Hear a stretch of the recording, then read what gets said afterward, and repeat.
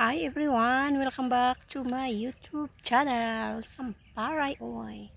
To this video guys, nandito ako ngayon sa aming malunggay farm.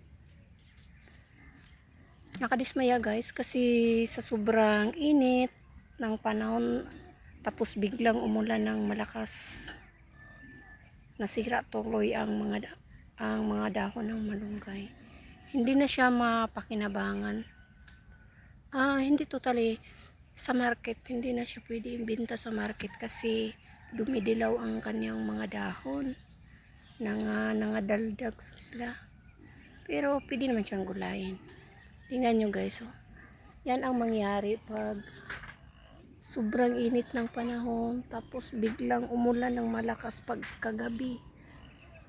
Paglipas ng isang linggo, yan ang mangyari guys. Dumidilaw sila. Nakadismaya, pang extra income na namin to. Lahat-lahat ito do. Lahat-lahat na malunggay guys. Dumidilaw talaga. Tapos ang ibang dahon nila ay kumukulot. Curly hair na talaga ang malunggay ko guys.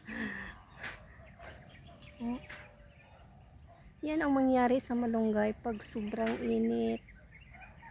Mga 3 araw sobrang init tapos biglang umulan ng malakas.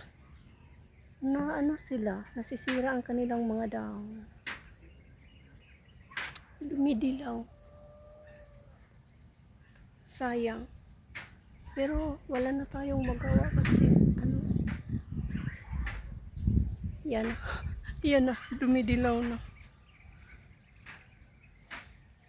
Ito ang problema dito sa amin pag sobra ang init na panahon biglang umulan. No? Tingnan niyo guys, na siya, mga daldag na siya. Yan ang mangyari sa kanya. Tapos kung ibenta mo siya, kawawa naman yung makabili. Kasi ilang oras lang na siya. Mga larag na siya, mga larag. Sa Bisaya pa nangalarag na.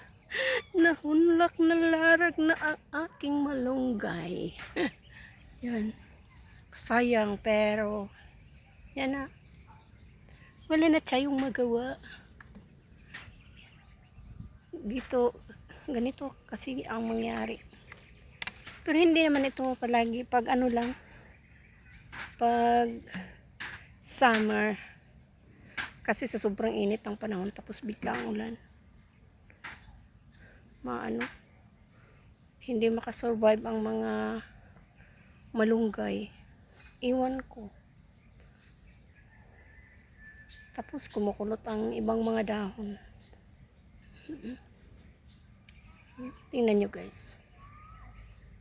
Yan. Wala na si malunggay. Nasira na ang kaniyang mga sustansya.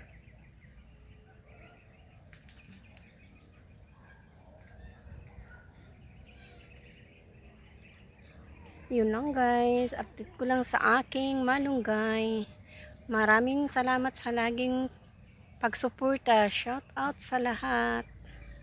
Thank you for watching.